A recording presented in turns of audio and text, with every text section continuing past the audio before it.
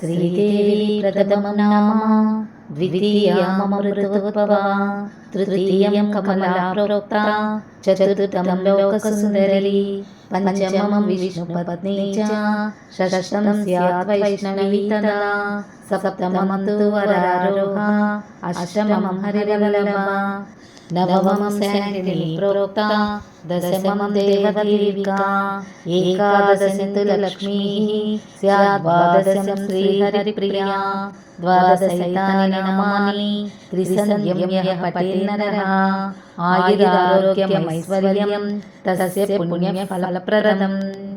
శ్రీ మహాలక్ష్మీదేవి ద్వాదశ నామ స్తోత్రం అంటే సంపదలకు అధిపతి అయిన శ్రీ మహాలక్ష్మిని 12 పేర్లతో స్తుతిస్తూ చేసే ఒక చిన్న ప్రార్థన.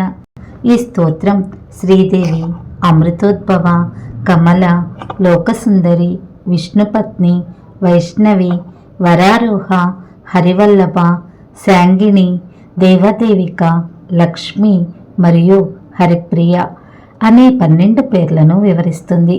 ఈ 12 నామాలు చాలా ముఖ్యమైనవి.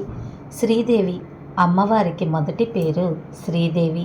పాలసముద్రం నుండి అమృతం పుట్టినప్పుడు లక్ష్మీదేవి కూడా దానితో పాటు వచ్చింది కాబట్టి అమ్మవారికి అమృతోద్భవ అనే పేరు వచ్చింది.